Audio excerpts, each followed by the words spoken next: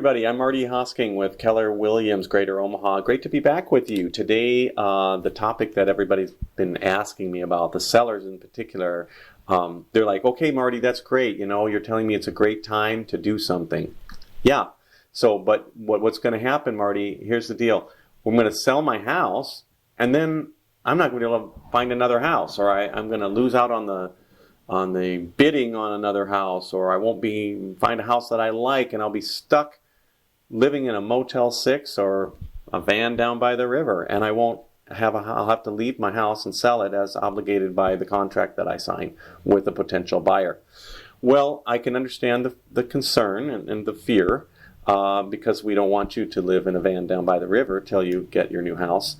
Well, and then more seriously, we don't want you to have to move twice. I mean, some people do this as a strategic thing. They're like, hey, I'm loose and flexible. Let me sell my house at max, and let me just, you know, if I haven't found another house, well, I'll just live with family, or I really live in a motel for a little while, or rent for a while until I find the perfect house. Some people have decided to do that because they know, as I've told you in the previous episode, that this is a seller's market. So any seller who's thinking about really selling right now, it's definitely wanting to consider that.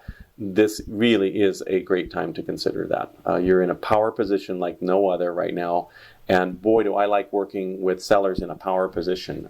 It's fun, it's interesting, it's challenging, but I know how to do it, and here's some tricks. So the main concern, okay, how am I gonna be able to, you know, make that switch, go from selling into buying without major hassles?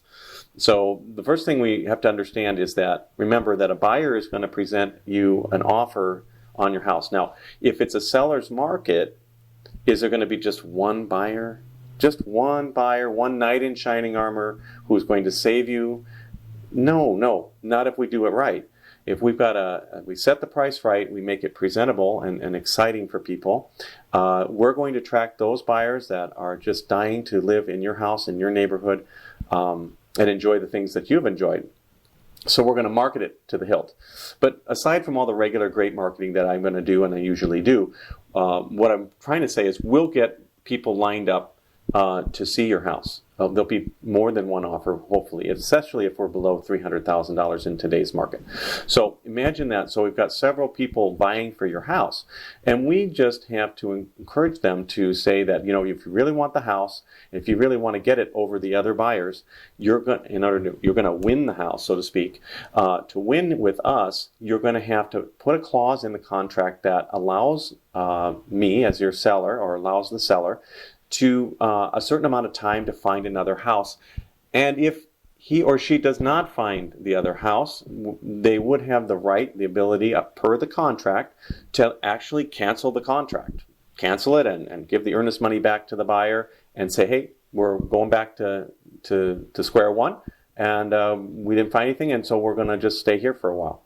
Wow, that's so great if we can do something like that, because that gives the seller the ultimate power to be able to go out and shop while the buyers are lining up for his or her house. What a great opportunity. And with the contract, the way we write it, then we can control that so that you don't risk that losing your house, not having found another one, and then living in a van down by the river at the Motel 6.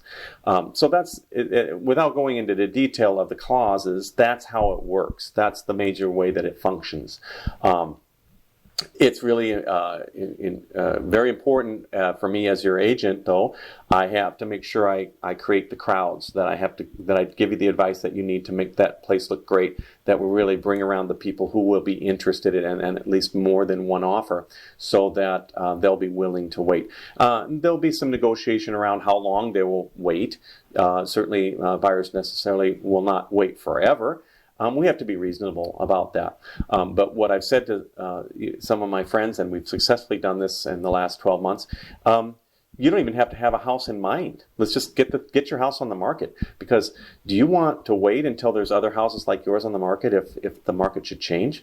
Right now, we want to get you out there. We want to get that contract locked in at a price that would be great for you. And then let's go out and let's go shopping. we've got the freedom to do the shopping that we need to do to make the good considerations we need to do to make a good decision on the buy side, and even the ability to compete. So in the next episode, I'm actually going to talk about how, as a buyer, how can you compete and win? And that's going to be a fun one. But in the meanwhile, why don't you take a look around at some of my other videos, give me a call, text me, send me an email, tell me if I've hit the topic that really you want to hear about, or maybe you have some more questions about this one. If we were live, I would be able to, take some questions on this, because I'm sure there's some things that that you want me to deepen, and I'll be happy to do that. So if you want to write notes down below on the YouTube channel here, and I'll do another follow-up episode to this just to make sure that we get all the questions, your questions answered. So this is how to avoid living in a van down by the river. Just stick with me and let's talk real estate. Let's talk how to sell strong in this great market that we're in. And it's a power market for the sellers. So let's talk.